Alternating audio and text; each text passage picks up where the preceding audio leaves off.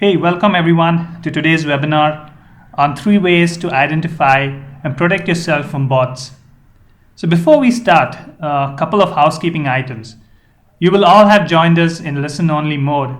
So that means you're muted to cut back on the background noise. But that doesn't mean we don't want to hear from you. Feel free to chat with us and drop any questions via the chat window, and we will make sure to address them. The webinar recording will be sent to all webinar participants post the event.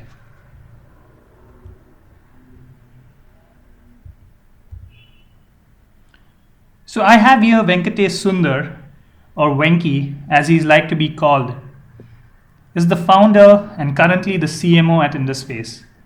He is responsible for international growth. Though a marketer and business dev role now, prior to this, he was the core engineer, CTO, who built the entire Indusface technology stack ground up. Everything that you're about to see and demoed, the product, the team, was designed, built, and led by Venki. So a hardcore technologist turned marketer now.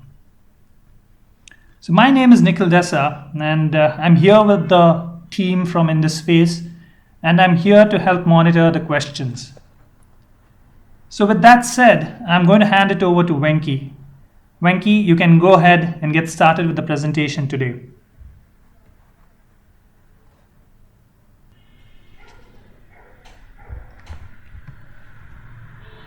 Thanks, Nikhil, for the wonderful introduction.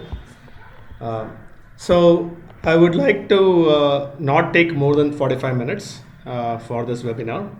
And in the next 45 minutes, I want to spend time talking about bots, which is the topic, and the type of bots: good bots, bad bots, and irrelevant bots, and how to identify them, classify them, and take steps and actions against those bots. I will close off the entire presentation trying to bring all the things that I talk about together with a live demo where I'll be showing examples of bots and whatever I'm talking about, how to classify them, identify them, and take actions automatically. That's what I will cover in the demo.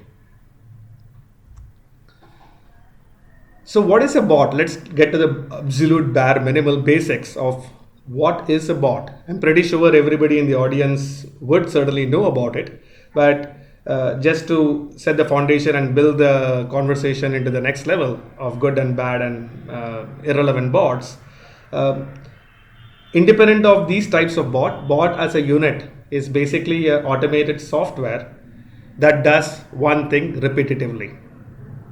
And that one thing can either be crawling your website and do a page ranking and SEO, search index ranking, or it can be content aggregation, or it can be getting updates and translating them back into live feeds for different subscribers like weathers, sports, anything. So it's an automated piece of software or script that keeps doing it repetitively at scale and for a specific purpose. Right, so that's what a bot is. And a bot can be good, bad, or irrelevant for your business. Irrelevant is not necessarily a bad bot, but somebody is trying to crawl your website thinking you're a weather site and you are not a weather site. It's not a relevant bot for you. They're not doing damage, but they're not relevant for you. So there is no harm in ignoring them or blocking them as well. What's a botnet? Botnet is also a bot, but a collection of machines that does what a bot does is called a botnet, right? So if you want to write a bot and get scale in terms of what it is doing, you operate it through a botnet. Again, botnets can be for good purposes or bad purposes. Unfortunately and depressingly, what I'm seeing is evolution of bad botnets seems to be a lot more than the evolution of good botnets, at least in the last few years. So what's a good bot? A good bot does not have a bad intent. That's one of the main purpose of it. It is not intended to cause damage to whatever it is, wherever it is trying to get information from. But there are different types of good bot, right? A good bot can be only for the intent of the most popular bot is the Google bot, right? Is spider bots used for search engines to discover your website content, rank your page, and make sure that if you follow the right search engine optimization for the right keywords, you will rank up when people search you. You can have trader bots or comparison bots, which will find if you're an e-commerce site and you want to participate in price comparison, and anybody who's doing price shopping, they aggregate content on a particular category and help you find best deals. Now, these bots might also be trying to hit many sites which are not in e-commerce, trying to find out if they are selling something and do some comparison. So they can potentially, it's a good bot, but it might be irrelevant for some of the business where those information are not provided, right? Data bots, again, aggregation of content, news, weather, sports, currency rates. They will be relevant bots if you are in the business of wanting to provide those information and differentiate yourself and get users to your site based on the information the bot provides.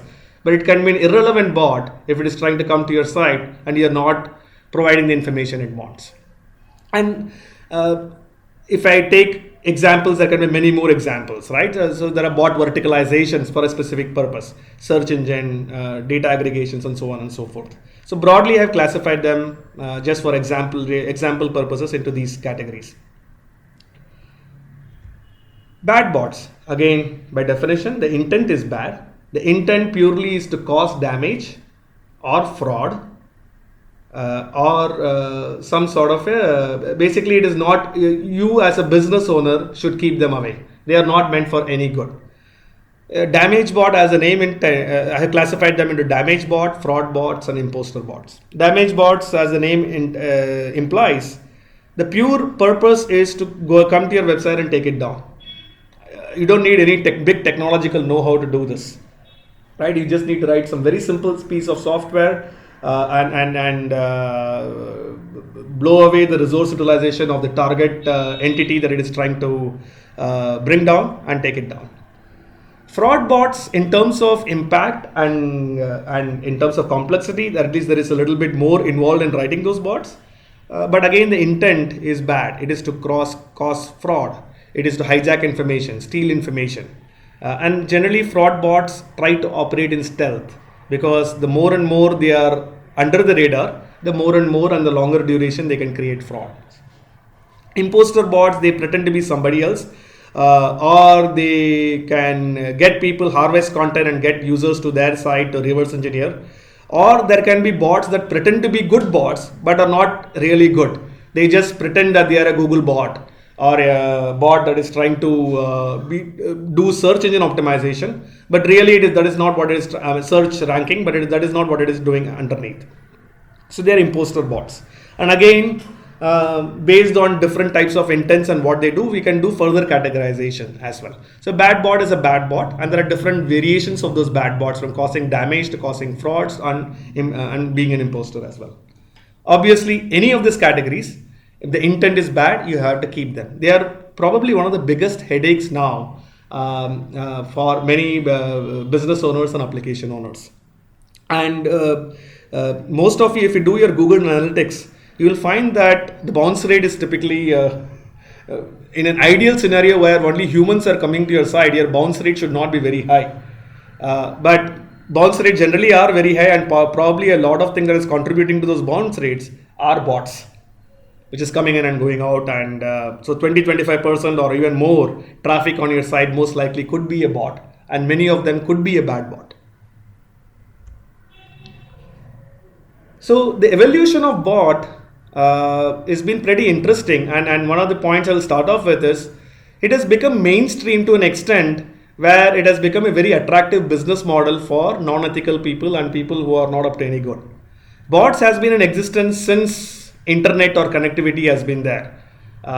So since the 1980s and 1990s, whenever you have interconnected machines and distributed computing, you always had automated piece of software that is trying to crawl and discover and aggregate content and aggregate information and do something collectively.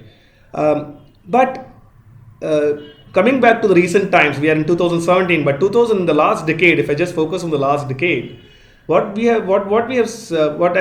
seen as an evolution is botnet, and especially with botnets being offered, where you can rent botnets for specific intents. Botnet as a service SaaS model has become a very attractive business model, and depressingly, the business model is attracting more of the bad bot provider than the good bot providers. Botnet, the intent is for scale, but we found that scale is also not as much needed as it used to be, especially for application DDoS. Application DDoS became a big problem in the last 8 to 9 years. You don't need expensive and armies of machines and interconnected machines to take down a specific site. So application DDoS became more attractive, and as a SaaS model, even more cost effective for the bad people to do launch. And application DDoS ends up becoming one of the biggest headaches now for many business owners and application owners. The botnet and bots, I said that they are meant for scale, but going back to the manufacturing 1920s and 1930s, standardization was the big thing, and then standardization combined with exclusivity. It used to be either standardized or exclusive, but nowadays with intelligence and data collections and personalization and moving everything to the last stage of customization closer to the customer, the term is mass-exclusivity, mass production, but with exclusive preferences to the users.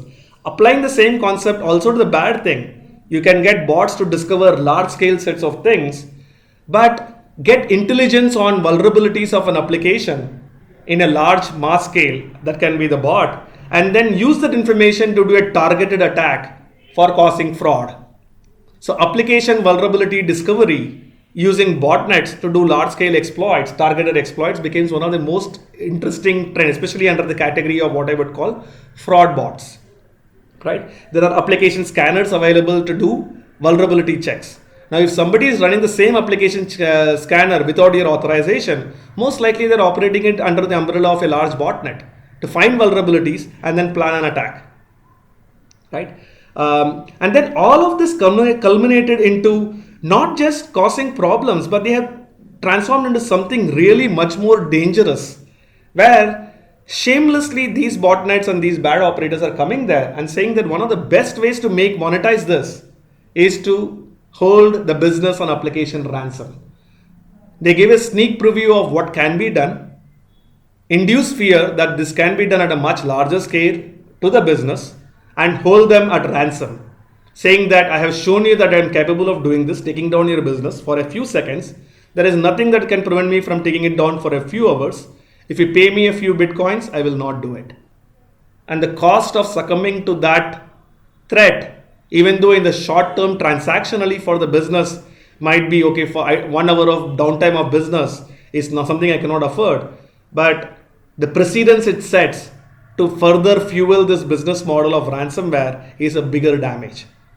So certainly business owners have to do a lot more in this area as opposed to succumbing to this. And that is why bot prevention becomes one of the most important area of focus under the umbrella of application security that app owners and business owners have to think about. And it starts with classifying them, identifying them, and then take actions. So examples of bad bot, I have already mentioned a few of them while I talked about it. But in this discussion and demo also, I'm going to talk about one example of a bad bot, which is a DDoS attack. I mean, DDoS attack is one of the most easiest thing to carry out, especially at an application layer. And that is what I'm going to focus on. But there are many more examples of bad bots. But DDoS attack is the most common use of botnets and bad bots in terms of attacks.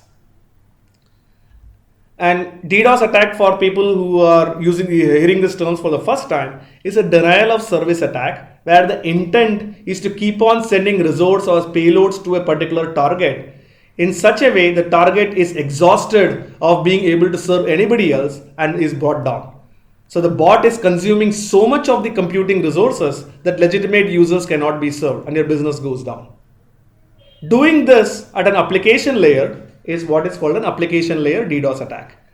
And why is this need special attention? Because doing an application layer DDoS attacks can be done with a very, very simple, low cost set of computing resources in a botnet.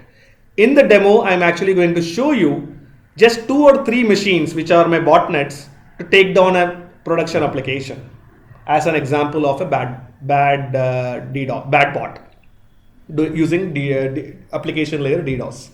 So there are different types of application DDoS, Lolaris, Rudy. You can do Google on them and check what they are about. For the technically inclined, you can actually look at the type of payloads that they send, and that is causing the resource utilization to be exhausted on the server, based on which application DDoS happens. All of this, taking down a server in terms of benefit to a botnet or a bad bot owner, generally is ransomware. If it is not ransomware, it can be politically motivated just to bring you down, especially government to governments and so on and so forth. But if it is for businesses, this is one of the most lucrative and easiest way to hold a company ransom and monetize it. The other examples of bots which I gave is without DDoS, if it is fraud, then they don't have to hold you ransom. They can operate in stealth, create fraud and take money out of you. Right? If I can book a ticket and without paying the money, and I can do it at scale, I can automate it and keep doing it regularly, right? So those are what I would call fraud bots. But a DDoS bot or a bot with the intent of purely causing damage and bringing it down, the monetization for the person and the motivation for the person doing it generally is ransomware.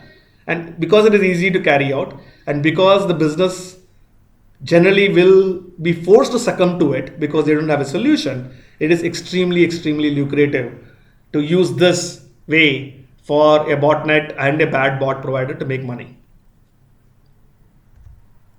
So our view for stopping this is through a combination and an approach of detect, protect, and monitor. In today's webinar, I'm going to talk about detecting bots, protecting against those bots, and continuously monitoring and taking steps, right? But under the umbrella of application security, detect also includes detecting your application security risks, protecting against those application security risks, and continuously monitoring the attacks. The biggest application security risk can be a bot attack. Are you vulnerable to it? One of the most impactful protection that you can do is setting up policies to identify, classify, and protect against those blocks, that is protect, and then monitor anything that is happening and then further continue the cycle. Right? So detect is important.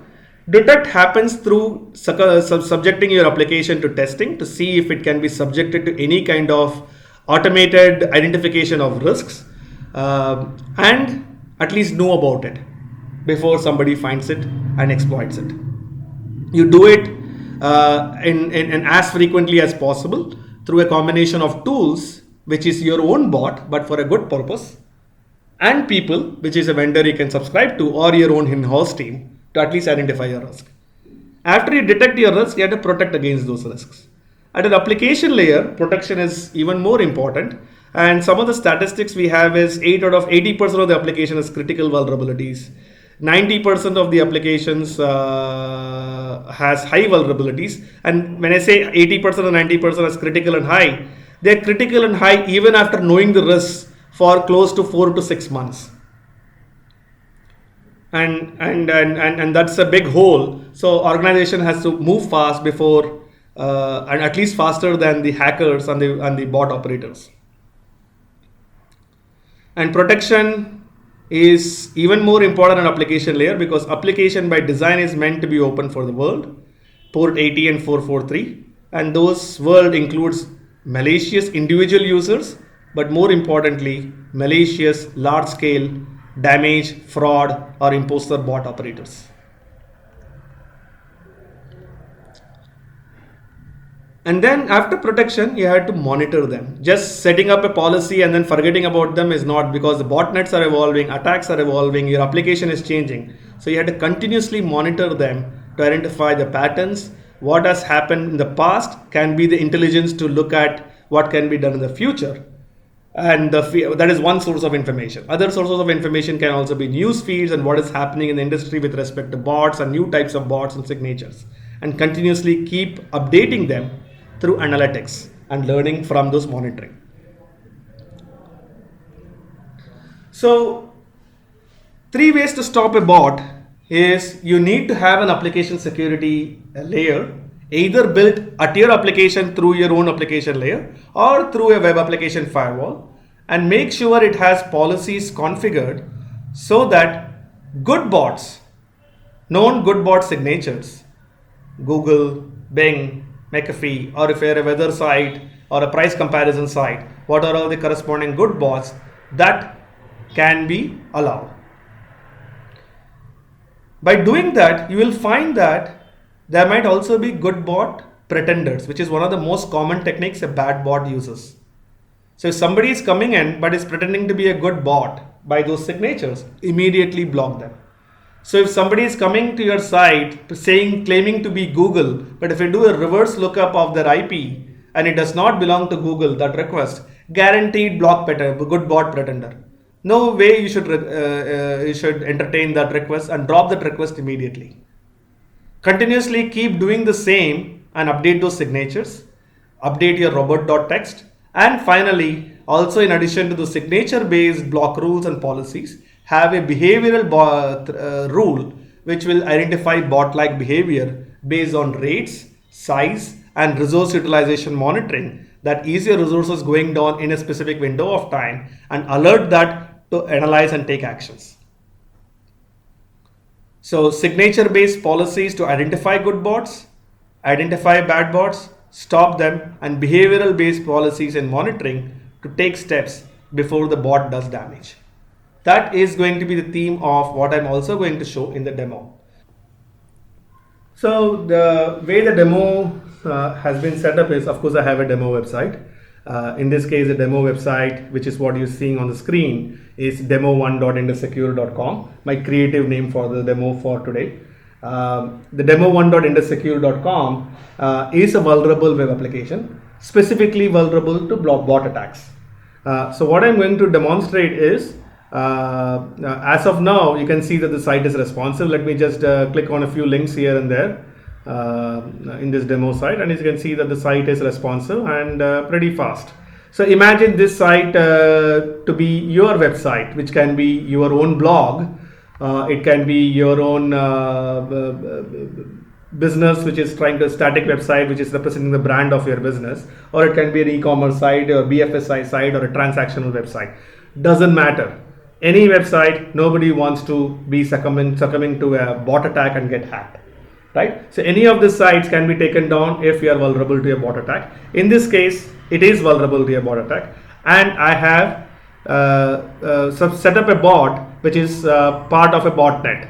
Remember, I said that bots can be part of the botnet. In this case, the bot I'm doing, I'm going to run it from part of a botnet which is only 3 machines.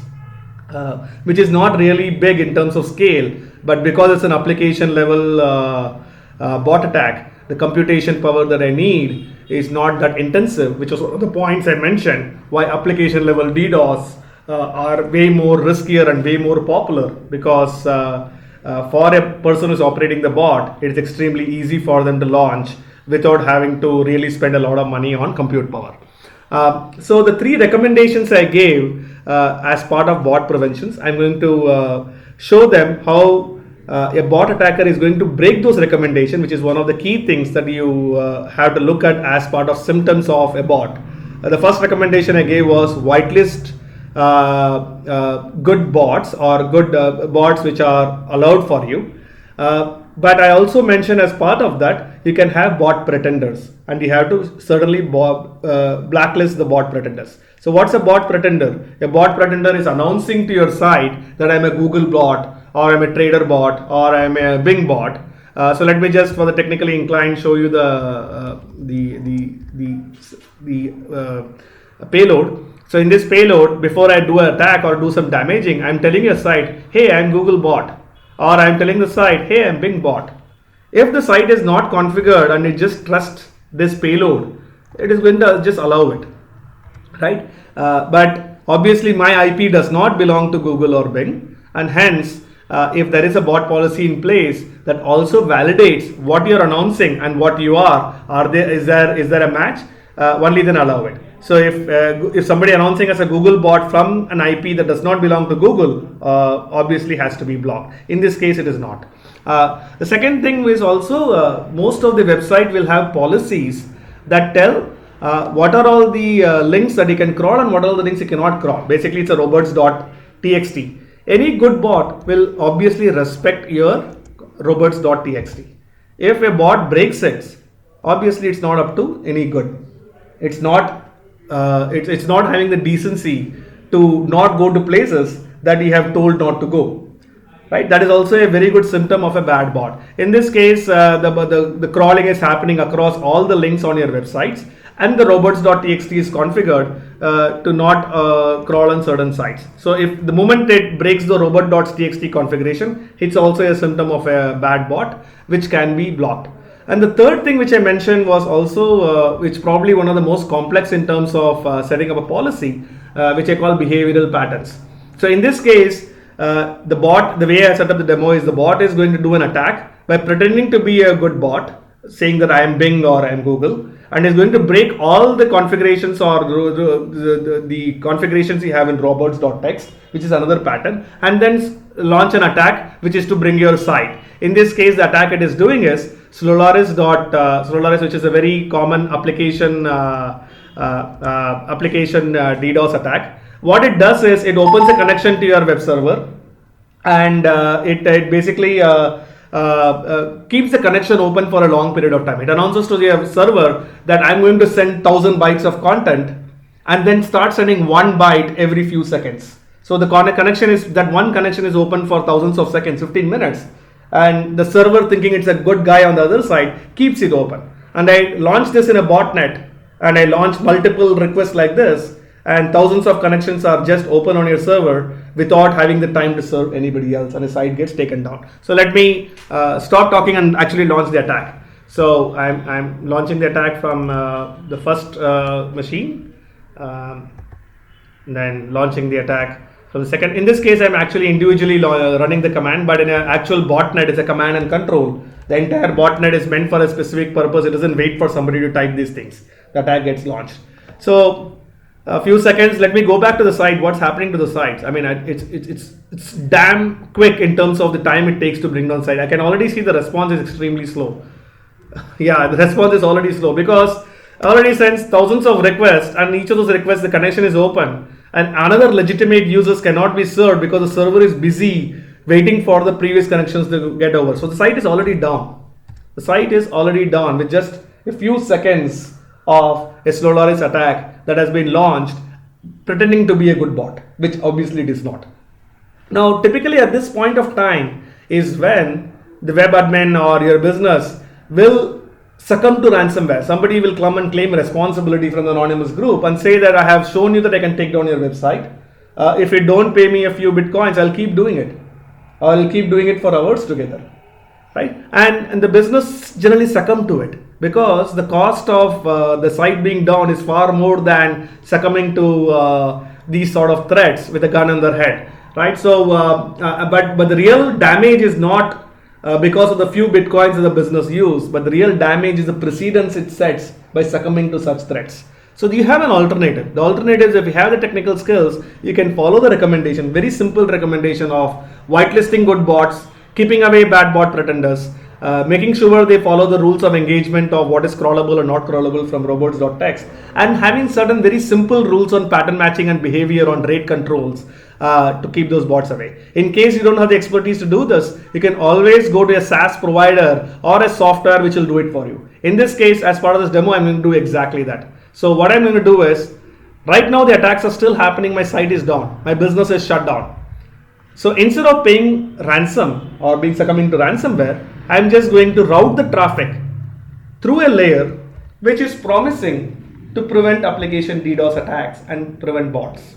So in this case, demo1.indussecure.com is going to be routed through another layer, and that layer will allow good traffic and prevent bad traffic. In this case, the bad traffic is a bot. So it will take a few seconds for this DNS, few seconds to a minute for this routing change to take effect. But this layer that I typed in here is going to be your application layer of defense, against bad bots, amongst other things, right? So let me go back to the site and see if things are at least getting a little bit better. It's still taking some time. Yeah, so maybe the routing has still not happened. It's still taking time. Oh, the site is coming back up. Okay, fine. In fact, let me also just to show that the site is protected. Let me just do a quick. If I go to SQL injection, let me type a payload. This looks like a SQL attack. So it's not just bot prevention; it's also preventing other kind of SQL injection attacks, right? So this shows that the traffic is routed through a WAF layer. So your site is back up. It is responsive, much better than succumbing to a insane bot attack, which is not technologically advanced, run by some script kiddies who subscribe to these cheap botnets that is up to no good and try to make some money by holding legitimate businesses under threat.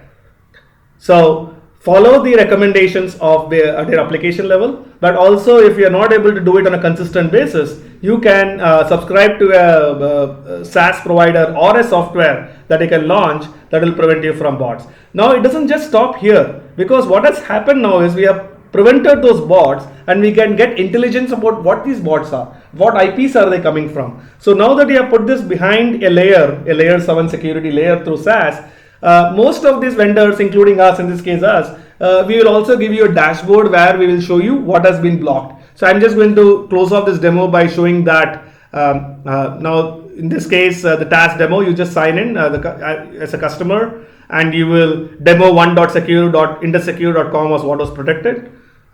You get a quick summary of, yes, these are all the DDoS attacks that happen. Let me just filter it back into just today, which is today, and the last few minutes is when I did the attack.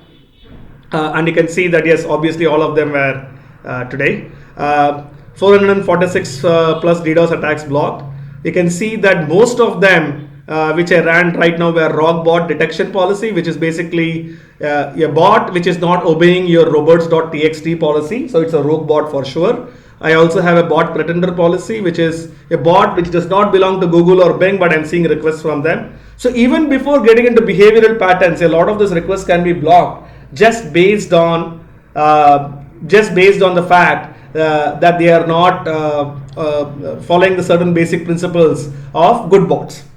Right. Of course, we have behavioral rules in place, which is why the website came back up, because those connections gets closed off and the bots are killed. And this is just a summary. You can actually go into the details and look at what are the IPs these things are coming from, and actually take action against blocking those IPs or submitting them for bad reputation. And those reputation again feeds into future rules and cycle can continue. So it's not just about having a point in time where you prevent bots, but also a journey of knowing more about them. Where are they coming from? What are their IPs? What are their sources? Tracking them back and submitting back to databases and reputations, which will help the community back in preventing bots much more effectively. So in a nutshell, do not succumb to ransomware. Subscribe to some sort of layer 7 protection and bot protection in place. You can, of course, if you have the technical skills, you can do it yourselves too, but it is recommended to also complete the loop of tracking the hackers back, having a SaaS service which will, as part of the application security, not just SQL injection and cross-site scripting, but also provide bot protection, can be a very good step for you to take. You can in fact start off with a 14-day free trial during an incident instead of succumbing to a kind of ransomware threat that these guys do. I think with that I would like to close off the demo, and just for impact, I did not. The bots are still going on and the site is still up. Right, so the bots are still running and they are up to no good because they are being blocked. So anyway, so Q&A and then we can close it off. Thanks. So wasn't that an insightful session? Detecting DDoS attacks, protecting against them, and monitoring them frequently to stay ahead of a hacker. Thank you, Venki, for your abundant knowledge on the subject matter, and I'm sure the audience today will walk away with great insights on how to secure their applications against a botnet DDoS attack. I would also like to thank all the audience for your questions. If we missed answering any of your questions, we will make sure to reach out to you all post this webinar with your inquiries. I encourage the audience to visit the Indusface blog page. It has great knowledge base on topics related to application security, DDoS, data theft, SQL injection, etc. And do subscribe to our blogs.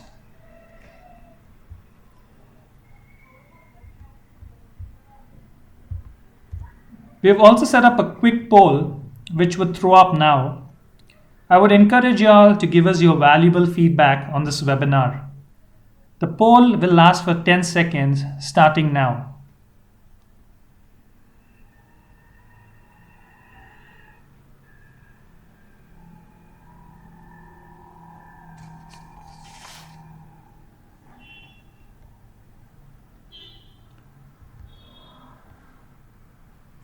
We do encourage you all to take a 14-day trial of our task solution. For this, you can reach out to us at marketing@indusface.com, or you can visit our website at www.indusface.com. So thank you, Venki, again for your valuable insight and the audience for taking your precious time to be part of this webinar. See you all, take care, and have a great day ahead. Thank you.